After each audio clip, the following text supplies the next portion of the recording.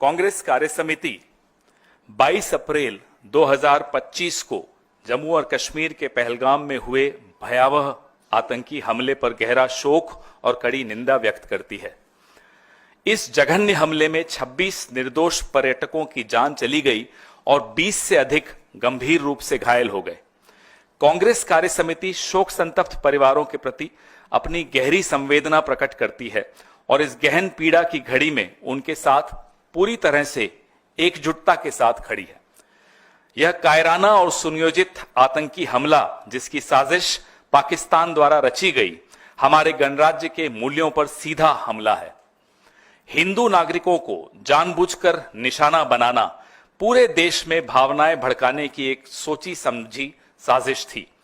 हम इस गंभीर उकसावे के बावजूद शांति बनाए रखने की अपील करते हैं और संकट की इस घड़ी में हमारी सामूहिक शक्ति को दोहराते हैं।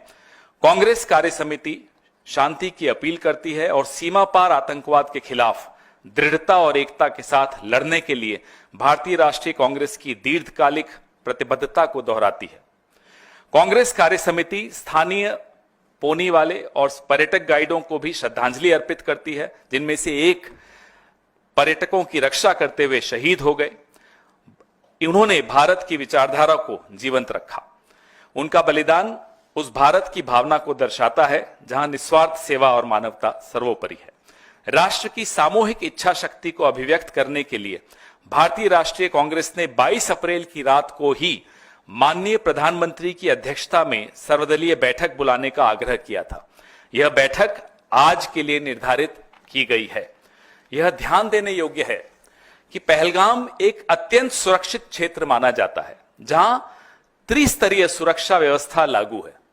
ऐसे में यह अत्यावश्यक है कि इस केंद्र शासित प्रदेश, जो सीधे सीधे केंद्रीय गृह मंत्रालय के अधीन आता है, में इस प्रकार के हमले को अंजाम देने में हुई खुफिया विफलताओं और सुरक्षा चूकों की व्यापक और गहन जांच की जाए। इन सवालों को व्यापक जनहित में उठाना आवश्यक है। यही एकमात्र मार्ग है जिससे पीड़ित परिवारों के साथ न्याय होते हुए देखा जा सकता है।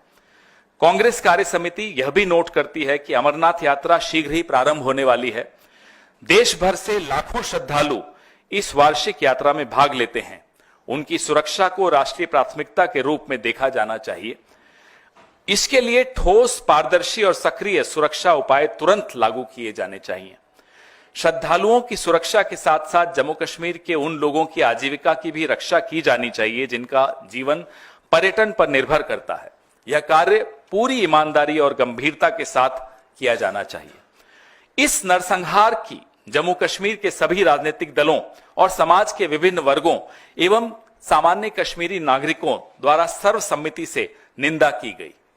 किंतु यह अत्यंत चौंकाने वाली बात है कि भारतीय जनता पार्टी इस गंभीर त्रासदी का दुरुपयोग अपने आधिकारिक और परोक्ष सोशल मीडिया मंचों के माध्यम से और अधिक वैमनस्य, अविश्वास, ध्रुवीकरण और विभाजन फैलाने के लिए कर रही है, जबकि इस समय सबसे अधिक आवश्यकता एकता और एकजुटता की है। धन्यवाद।